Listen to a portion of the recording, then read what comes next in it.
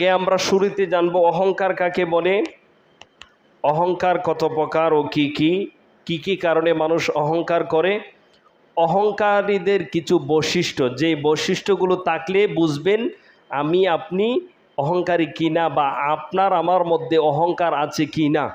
শুধু অহংকারের ওয়াজ পড়লে হবে না, এর বৈশিষ্ট্যগুলি বলতে হবে, কি কি গুণ থাকলে একজন মানুষকে আপনি অহংকারী বলতে পারবেন। তাহলে আসুন আমরা হাদিস থেকে জেনে নেই অহংকার কাকে বলে। আল্লাহর হাবিব সাল্লাল্লাহু আলাইহি সাল্লাম বললেন, লা ইয়াদখুলুল জান্নাতা মান কানা ফি কলবিহি মিসকালু যাররাতিন মিন কিবির। নবীজি বললেন, ওই ব্যক্তি জান্নাতে প্রবেশ করবে না যার অন্তরে সরিষা দানা পরিমাণ কিবির থাকবে, অহংকার থাকবে। একজন ব্যক্তি দাঁড়িয়ে বললেন, ফাকালা রাজুলুন ইয়া রাসূলুল্লাহ ইন্নার রাজুলা ইউহিব্বু আন ইয়াকুনা সাওবাহু হাসানা ওয়া না'লাহু হাসানা।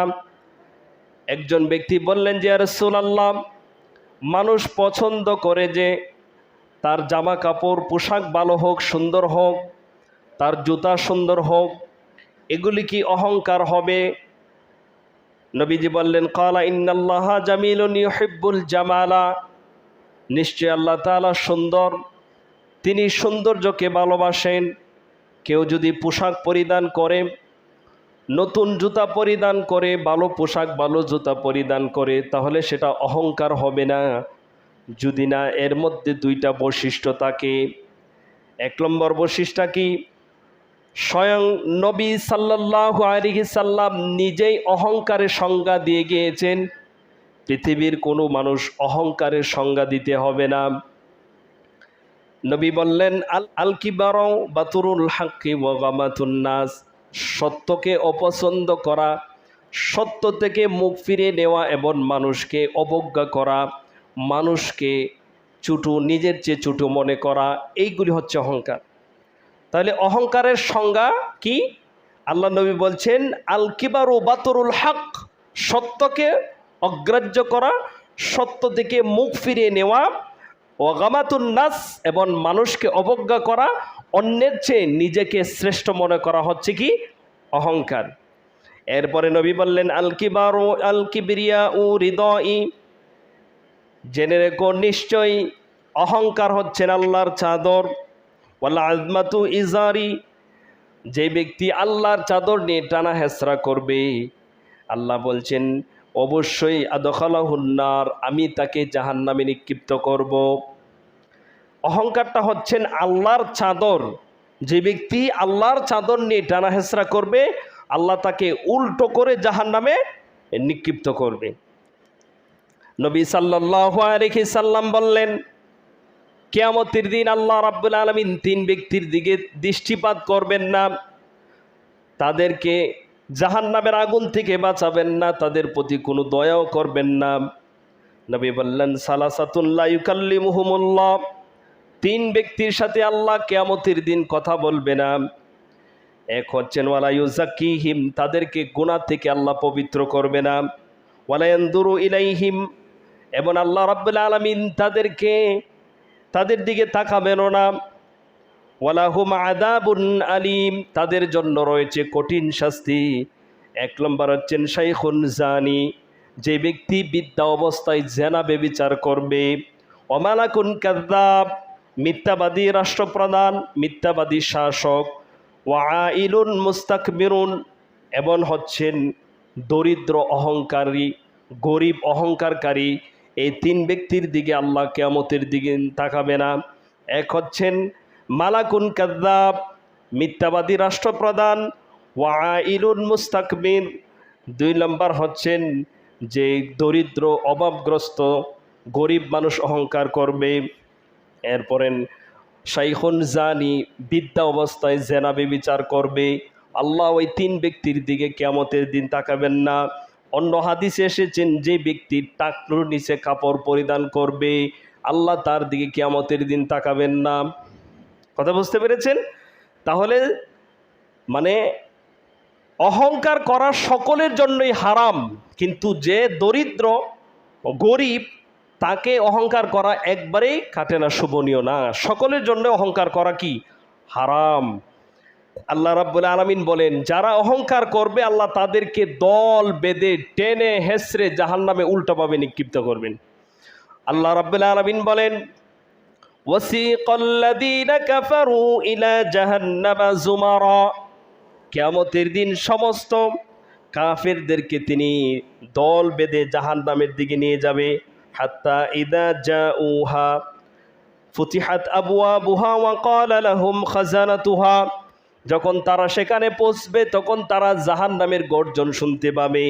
আলাম ইয়াতিকুম রাসূলুম মিনকুম ইয়াতলুনা আলাইকুম, তখন তাদেরকে ফেরেশতারা বলবেন, তোমাদের কাছে কি আল্লাহ রাব্বুল আলামিন নবী রাসূল পাঠান নাই?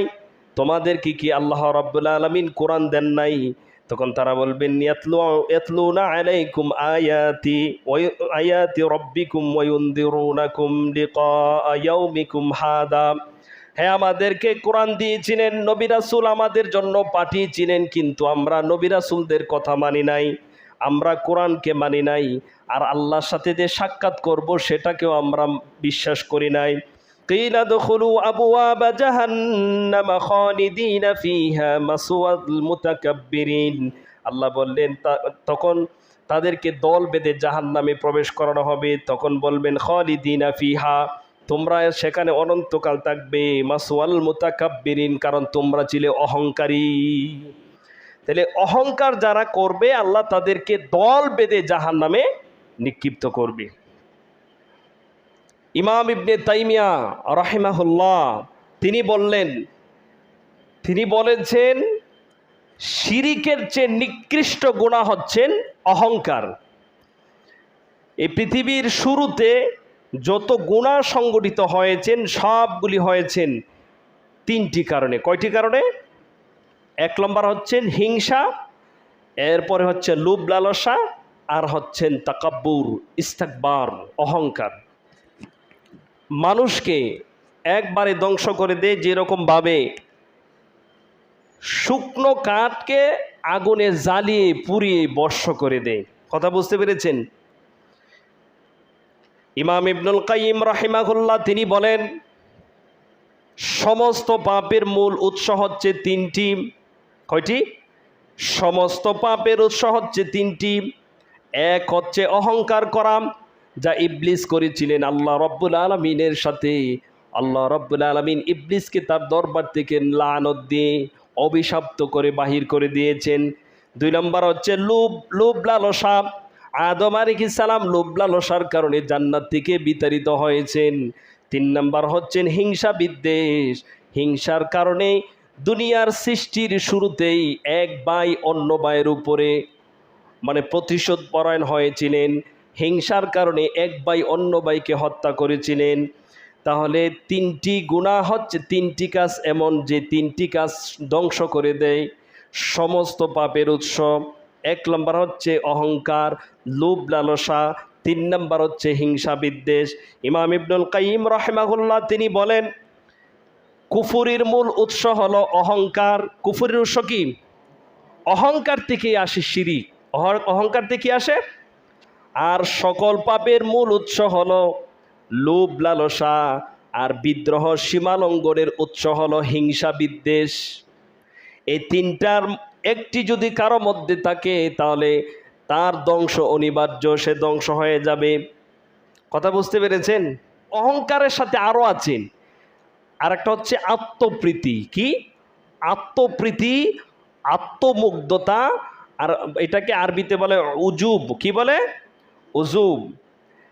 জিজ্ঞাসা করা হলো উজুব সম্পর্কে, আত্মগরিমা সম্পর্কে। অহংকার, উজুব, আত্মগরিমা, আত্মপ্রীতি সম্পর্কে জিজ্ঞাসা করা হলো। বললেন অহংকার হচ্ছে মানুষকে হেয় প্রতিপন্ন করা, মানুষকে নিজের চেয়ে ছোট মনে করা, নিজেকে অন্যের চেয়েও শ্রেষ্ঠ মনে করা হচ্ছে অহংকার। আর উজুব হচ্ছেন তোমার কাছে যা আছে অন্যের কাছে তা নেই মনে করা, নিজের কাছে যা আছে অন্যের কাছে তা নেই, এরকম মনে করা কি বলে? উজুব বলে। কি বলে? উজুব বলে। আর অহংকার হচ্ছে সত্য থেকে মুখ ফিরিয়ে নেওয়া, মানুষকে চুটু করা, অবহেলা করা, নিজেকে বড় মনে করা। আর উজুব হচ্ছে মানে তার কাছে যা আছে অন্যের কাছে তা নেই, এরকমটা মনে করা। আর আত্মপ্রীতি হচ্ছেন, ইবনুল কাইয়িম রাহিমাহুল্লাহ তিনি বলেন, তিনটি ধ্বংসাত্মক জিনিস রয়েছে, যদি একটা কারো মধ্যে থাকে তাহলে তার সকল কিছু বাতিল হয়ে যাবে আমল। তিনটি ধ্বংসাত্মক জিনিসের মধ্যে 1 নম্বর হচ্ছেন প্রবৃত্তির পূজারী, 1 নম্বর হচ্ছে প্রবৃত্তির অনুসারী হওয়া। প্রবৃত্তির অনুসারী মানুষকে হক গ্রহণ করতে বাধা দেয়। লোভ লালসার কারণে মানুষ অন্যায় অপরাধ করতে শুরু করে। আর একটা হচ্ছে কোনো ব্যক্তি নিজেকে নিজে সম্মানিত মনে করা। কি করা? এটা শুআবুল ঈমান সিলসিলাতুস সহিহা হাদিস নাম্বার হচ্ছে 1802। তাহলে ধ্বংসকারী তিনটি জিনিস কয়টি বলেন সবাই?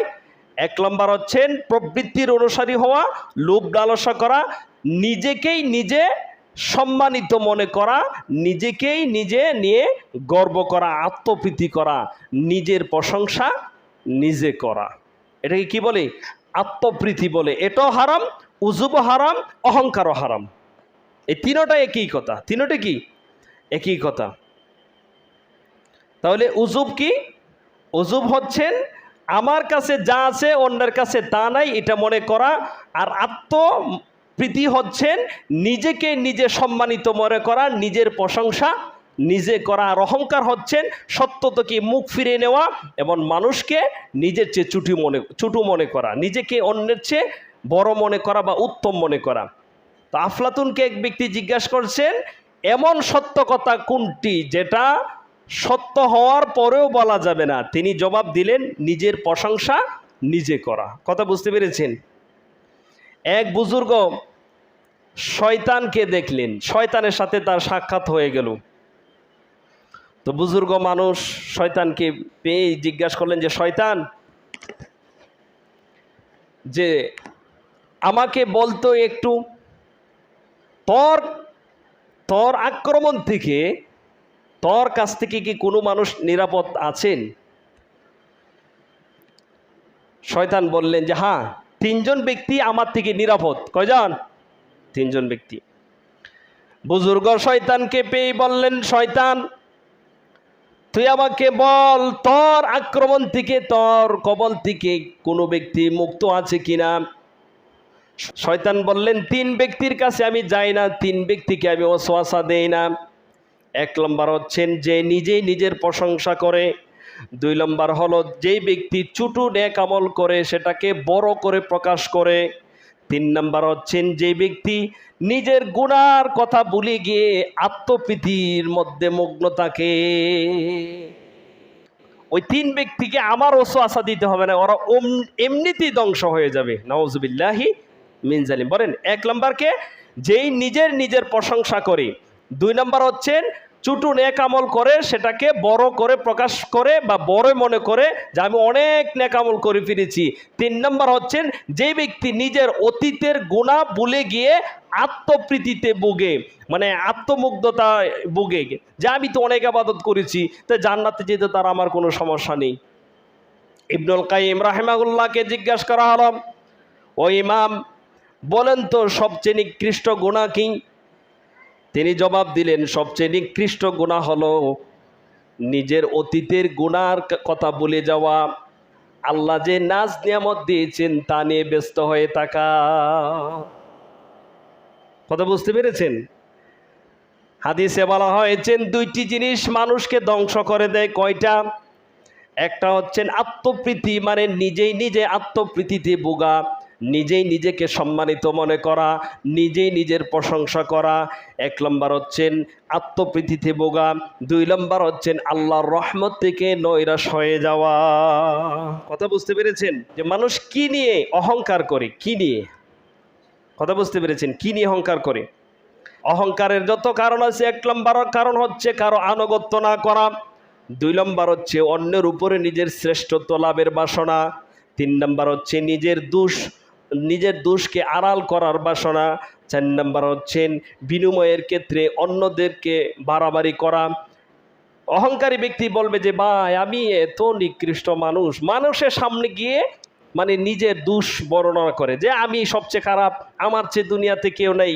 এই বিনয় দেখাইতে গিয়ে এই বিনয় কি করে, মানে তার সীমা অতিক্রম করে অহংকারে চলে যায়। কথা বুঝতে পেরেছেন? মানে মানুষের মাঝে মূল্যায়ন নির্ধারণের ত্রুটি, যে যেই সম্মানের উপযুক্ত তাকে সেই সম্মান না দেওয়া, যে যেই সম্মানের উপযুক্ত না তাকে যদি সেই সম্মানের জায়গায় বসানো হয় তখন ওই ব্যক্তি অহংকার করতে শুরু করে। কথা বুঝতে পেরেছেন? এরপরে আল্লাহর নিয়ামতকে অন্যদের সাথে তুলনা করা, আল্লাহর নিয়ামতকে অন্যদের সাথে তুলনা করা, এই 6টা বৈশিষ্ট্য যদি তাকে কারো মধ্যে থাকে তাহলে তার মধ্যে অহংকার প্রবেশ করতে পারেন। নবী সাল্লাল্লাহু আলাইহি সাল্লাম বললেন, সালাসাতুন লা তাসআল আনহুম, আল্লাহ কিয়ামতের দিন 3 ব্যক্তিকে কোনো প্রশ্ন করবে না, এমনি সোজা জাহান্নামে পাঠিয়ে দিবেন।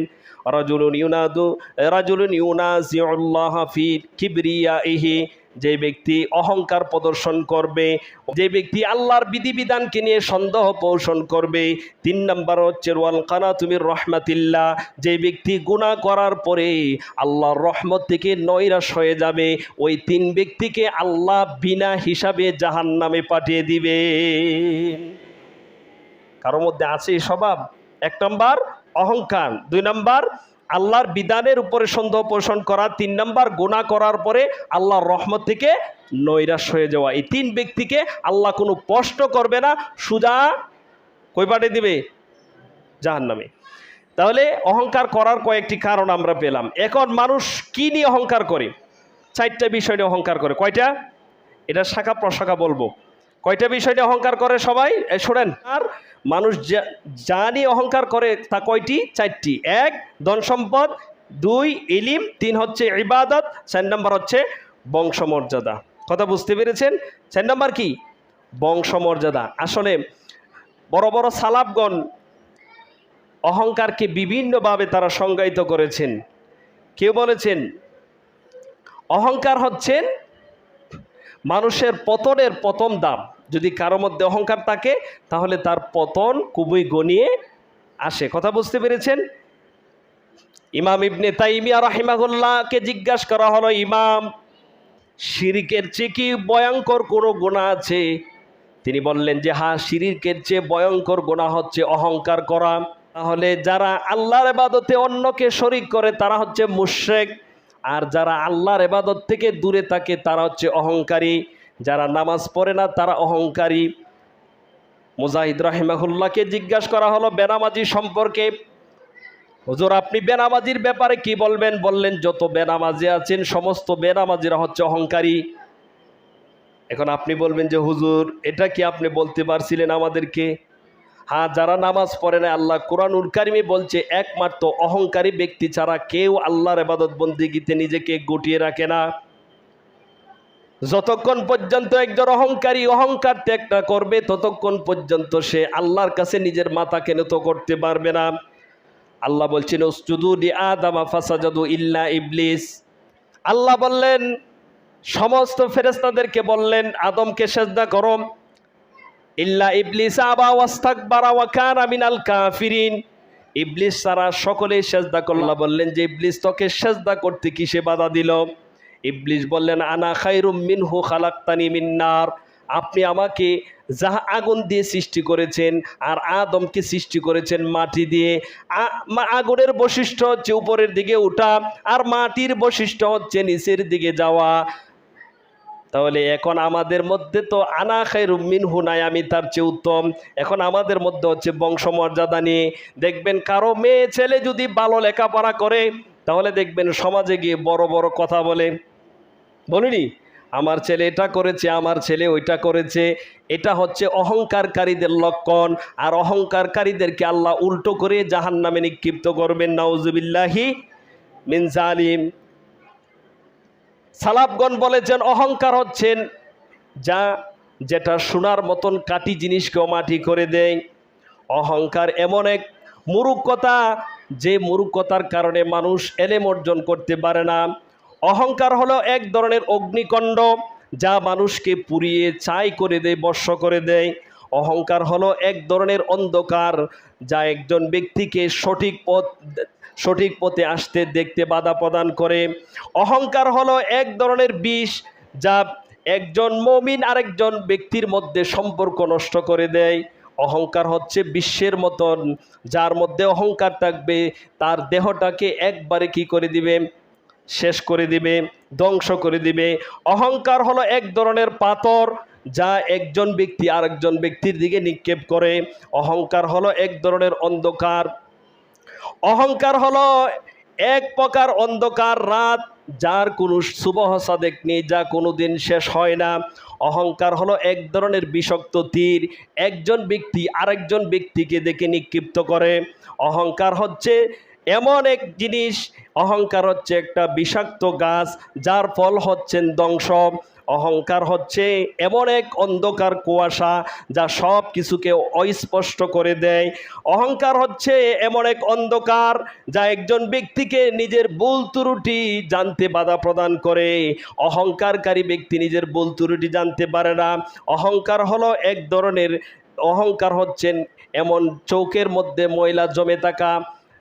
যদি কোনো ব্যক্তির চৌকের মধ্যে ময়লা জমে থাকে তাহলে সে আর কোনো কিছু দেখতে পারবে না।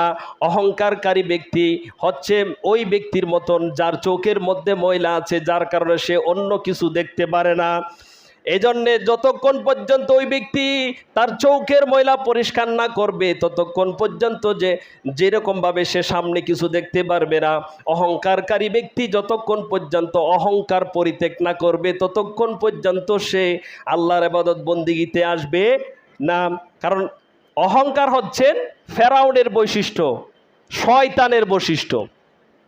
যার মধ্যে অহংকার থাকবে হচ্ছে শয়তান, ফেরাউন।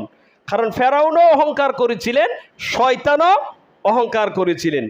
তাহলে অহংকারকারীদের কিছু বৈশিষ্ট্য সম্পর্কে আল্লাহ রাব্বুল আলামিন বলেছেন, যে যে বৈশিষ্ট্য থাকলে একজন মানুষকে আপনি অহংকারকারী বলতে পারবেন। এক নম্বর হচ্ছেন নামাজ পড়বে না। অহংকারকারীদের এক নম্বর বৈশিষ্ট্য কি? হ্যাঁ, নামাজ পড়বে না। অহংকারকারীদের এক নম্বর বৈশিষ্ট্য হচ্ছে তারা আল্লাহর ইবাদত বন্দিগি থেকে নিজে দূরে থাকবে। দুই নম্বর হচ্ছে অহংকার বশত সে মানুষ থেকে মুখ ফিরে নিবে। কোরআনুল কারিমে লুকমান আলাইহিস সালাম তিনি তার সন্তানকে ডাক দিয়ে বললেন, ওয়ালা তুসাইর খাদ্দাকা লিন্নাসি ওয়ালা তামশি ফিল আরদি মারহা ইন্নাল্লাহা লা ইউহিব্বু কুল্লা মুখতালিন ফখুর। ওয়ালা তুসাইর খাদ্দাকা লিন্নাস, হে আমার বৎস, আমার সন্তান, তুমি অজ্ঞতাবশত মানুষের কাছ থেকে মুখ ফিরে নিবে না, মানুষ থেকে নিজেকে দূরে সরে নিবে না। আর জমিনে চলাফেরা করার সময় নম্র ভদ্রতার সহিত জমিনে চলাফেরা করবে। ইন্নাল্লাহা লা ইউহিব্বু কুল্লা মুখতালিন ফখুর, আল্লাহ প্রত্যেকটা দাম্ভিক অহংকারকারীকে আল্লাহ ভালোবাসেন না। কথা বুঝতে পেরেছেন? এরপরে অহংকারকারীদের আরেকটা বৈশিষ্ট্য হচ্ছে পায়ের নিচে, টাকনুর নিচে কাপড় ঝুলিয়ে পড়বে। অহংকারকারীদের আরেকটা বৈশিষ্ট্য কি? টাকনুর নিচে কাপড় ঝুলিয়ে পড়বে। এক ব্যক্তি জাহিলি যুগে টাকনুর নিচে কাপড় পরিধান করে রাস্তা দিয়ে হেঁচড়ে যাচ্ছেন, অহংকার করছিলেন। আল্লাহ রাব্বুল আলামিন তাকে জমিনের নিচে টেনে নিয়ে গিয়েছিলেন। জমিন তাকে নিচের দিকে টেনে নিয়ে গিয়েছেন, কিয়ামত পর্যন্ত এভাবে টানতে থাকবে। নাউযুবিল্লাহি মিন জালিম। 4 নম্বর হচ্ছেন অহংকারকারীদের আরেকটা বৈশিষ্ট্য হলো অতিরিক্ত কথা বলা। নবী সাল্লাল্লাহু আলাইহি সাল্লাম বলে, ইন্না আবগাদু ইলাইয়া ওয়া বা'দুকুম মিন্নি মাজলিসান ইয়াউমাল কিয়ামা। কিয়ামতের দিন 3 ব্যক্তি আমার থেকে দূরে থাকবে। 3 ব্যক্তির প্রতি আমি নবী রাগান্বিত থাকবো। কয় ব্যক্তি? 3 ব্যক্তি। 1 নম্বর হচ্ছে সারসুন, অর্থ হচ্ছে বাছাল, যে অতিরিক্ত কথা বলে। 2 নম্বর হচ্ছেন মুতাসাদ্দিকুন, যারা মানুষের সাথে গর্ব করে লম্বা লম্বা কথা বলে।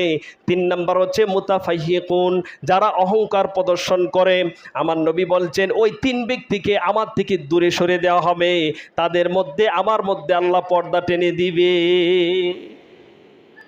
যারা অতিরিক্ত কথা বলে ওরা হচ্ছে অহংকারী, যারা লম্বা লম্বা কথা বলে বাসাল টাইপের তারা হচ্ছে অহংকারী। এটা কি আমার কথা না নবীর কথা? বলেন, আমার কথা নাকি নবীর কথা? বলে না? অহংকারীদের একটা লক্ষণ হচ্ছে কি, যে আমার চেয়ে অন্য কিভাবে কথা বলে, আমি এত কিছু জানি। হ্যাঁ, আমি এত কিছু জানি, আমি এত কিছু বুঝি। ওই লোক কীভাবে বুঝে? সে চাই সর্বদা কথা বলতে। অহংকারীদের একটা লক্ষণ হচ্ছে বেশি বেশি কথা বলবে। 5 নাম্বার হচ্ছে অহংকারীদের একটা লক্ষণ হচ্ছে ঠাট্টা বিদ্রুপ করা, পরিনিন্দা করা, মানুষকে নিয়ে সমালোচনা করা। কারণ অহংকারী ব্যক্তি সে তার দুষ্ত্রুটি মানুষের সামনে প্রকাশ হয়ে যাওয়ার বয়ে সে অন্যের নিন্দা করবে, অন্যের গীবত করবে। কারণ তার দুষ্ত্রুটি যদি মানুষের সামনে প্রকাশ হয়ে যায় তাহলে মানুষ তো তাকে আর সম্মান করবে না। এই জন্য অহংকারী ব্যক্তিদের একটা বৈশিষ্ট্য হচ্ছে তারা মানুষের নামে বদনাম করবে, গীবত করবে, পরিনিন্দা করবে। এরপরে অহংকারীদের আরেকটা বৈশিষ্ট্য হচ্ছে দরিদ্র এতিম মিসকিনদের সাথে উঠা বসা করবে না। যদি কোনো ব্যক্তিকে দেখেন শুধু বড় লোকদের সাথে চলাফেরা করে, গরিবদের সাথে বসে না, এতিম মিসকিনদের সাথে বসে না, তাহলে বুঝে নেবেন তার মধ্যে কিবির আছে, অহংকার আছে। আর যে অহংকার করবে আল্লাহ তাকে উল্টো করে জাহান্নামে নিক্ষিপ্ত করে দিবে। এরপরে অহংকারীর 8 নাম্বার বৈশিষ্ট্য হচ্ছে নিজের দুষ্ত্রুটির উপরে অটল থাকবে। কেউ যদি অহংকারীকে কোনো ভুল ধরিয়ে দেয় তাহলে সে রাগান্বিত হয়ে যায়। অহংকারীদের এটা একটা বৈশিষ্ট্য। অহংকারীর ব্যক্তির যদি ভুল ত্রুটি আপনি দেখিয়ে দেন তখন সে রাগ করে কি করে? রাগ করে। এটাকে বলা হয় মাগরুর। অহংকারীর যখন ভুল ধরিয়ে দেওয়া হয় তখন সে মাগরুর হয়ে যায়, তখন সে রাগান্বিত হয়ে যায়। কেন আমার ভুল ধরিয়ে ধরলেন, আমার কেন ভুল ধরলেন? কারণ অহংকারী চিন্তা করে কারণ আমার সম্মান মর্যাদা সকলের উপরে। কারণ ভুল ধরলে তো আর অহংকার থাকবে না। কথা বুঝতে পেরেছেন?